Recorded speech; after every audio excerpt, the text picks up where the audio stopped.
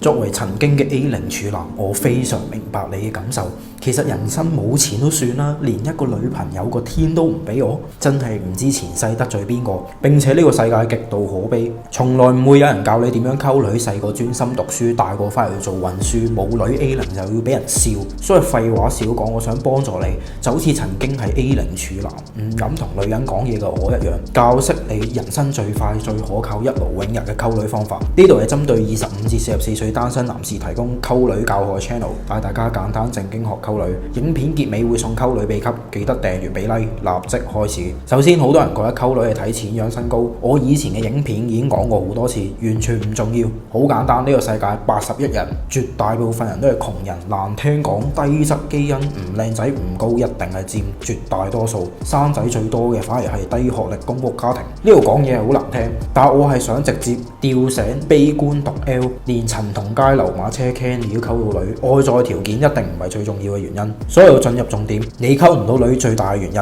係你嘅思維、你嘅人格、你對性嘅睇法。呢啲嘢聽落好深奧，好似冇得改注定咁樣。但我一句話你又明，性壓抑、性焦慮。我細個就係極少同女仔接觸，雖然唔係男校，但我一直覺得同男仔接觸先係正常嘅。同女仔傾得多就係代表我係基或者我中意嗰個女仔，然後我會覺得好羞恥，唔想同女仔講嘢。甚至當我唔小心愛上暗戀女同學嗰陣，我覺得好焦慮，成件事係唔應該嘅，甚至不斷否認自己中意佢呢個事實。我唔知你嘅經歷係咪都係咁啦，但去到20幾30歲人仲係單身或者淨係拍過一兩次短拖嘅人，基本上8、9不離10都係咁嘅。所以我成個中學生涯都冇溝過女，有暗戀過女仔，但唔敢追，唔敢表白。直到讀書太廢退咗學，機緣巧合之下認識到搭訕、主動學習溝女知識呢樣嘢，先認識到人生第一個女朋友。講咁多，其實重點得一個，就係你對性嘅睇法，你潛意識同女人嘅關係。其實好多人為溝女付出好多努力、時間、金錢，或者一直都好想溝到女，但唔敢行動。表面上你係想要女人，但潛意識上你完全唔想，甚至係主動創造緊失敗。因為大部分人都係恐懼女人，或者有啲人直頭係仇女。冇錯，你最大嘅敵人就係你自己。但我唔希望你立即自我攻擊，話咩自己點解咁戇鳩。你之所以今時今日咁嘅地步，其實8至9成嘅原因都係細個嗰人建立嘅，屋企人、老師、同學、社會、性教育。當然呢個大部分人都知，我唔會攬正能量話咩你溝唔到女係因為你冇努力到，因為你唔努力廢。其實大部分人失敗嘅根本原因都喺外界。時間耐咗，呢啲嘢成為咗你人格嘅一部分。喂，咁係咪可以退出影片啊？講咁耐人冇得改變嘅？唉，錯。完全錯晒。了解過去就係要知道乜嘢導致你依家咁，但我哋要着眼喺依家可以控制改變嘅地方。你面對女仔緊張焦慮，唔知自己可以講咩，唔敢接觸佢，驚自己會犯錯等等，其實都只係過去嘅自己，過去嘅人格，你嘅潛意識支配緊你。但其實呢啲嘢都係可以改變嘅，因為所有嘅嘢只係外界對你嘅洗腦。過往唔識溝女，唔敢溝女，覺得同女人講嘢會俾人拒絕，驚同女仔太 close 俾人指指點點，被針對阻止，呢啲嘢可能發生喺過去，但唔代表依家都係咁。你作為一個成年人，你唔再係被過去嘅自己同父母支配，你要背叛呢一切先會真正成長。所以我強烈建議熒幕前嘅你去回想一下自己過往同女人嘅相處模式，過往嘅想法，做過啲咩，受過咩拒絕都好，亦都可以諗下一啲美好回憶。你會發現你依家唔知點溝女，驚犯錯，唔敢溝女，緊張焦慮等等嘅呢一切嘅感覺想法，就係重複緊過往同女人嘅相處模式。所有想法都係一樣重複過去，你就係要將過去嘅呢一切挖出嚟，否定佢哋，踏出新一步。你可以喺心中默念，我可以去溝女，溝女係一件美好嘅事。男女相處係自然天性，每個人都渴望愛同性。我有資格溝女，其他人冇資格指指點點，因為佢哋自己都溝唔到女。溝女唔需要心急，哪怕先係接觸第一步都係可以。同女仔傾偈本身就係一件幸福嘅事。女人身上有可愛嘅地方，所以我中意佢。如果你越唔理解上述嘅內容，難以接受，就代表越需要重複默念，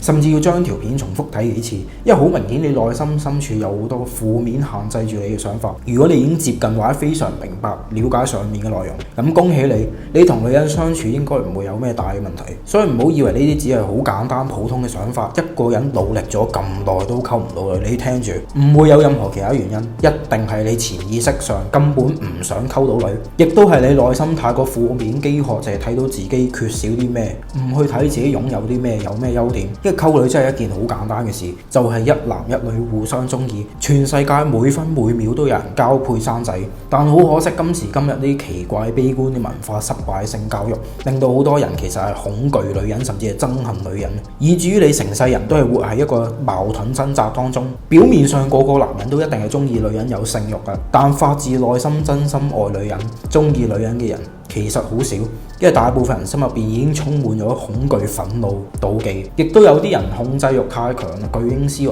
覺得所有自己中意嘅女人都要中意佢。如果你俾人拒絕就好痛苦，或者你受害者情節上身，太過自卑，覺得只有呢條女可以拯救你，所以你苦苦哀求，極度飢渴。你唔想自己嘅人生不斷重複落去，首先一定要去意識發現到自己係自動重複咁犯咗呢啲問題，然後你一步步主動去改變你嘅觀念。簡單嚟講就係背叛你嘅過去，但唔好急住一步登天，因為思想人格上嘅模式喺廿幾30年前已經有所落印，好難突然之間你個人變到咩極度自信開放。所以有好多人質疑思維轉變嘅重要性，好簡單係因為你目前只係喺邏輯表意識上理解咗我講咩，但你個潛意識完全係未被滲透，甚至已經阻抗緊。所以有時人嘅改變話易唔易，話難唔難，可能長時間都係咁，但去到一個極點臨界點，或者你有一啲強烈嘅情緒出現，導致你發自內心真正領悟呢啲道理，你個人就會真正產生明顯變化。初頭只係啲理性邏輯上嘅理解，最後先係感性真心嘅領悟。當然我唔否認有一部分過往嘅觀念人格可能一世都會重複落去，但只要你改變到50%，你嗰個人已經完全係脫胎換骨，擺脫過往嘅控制。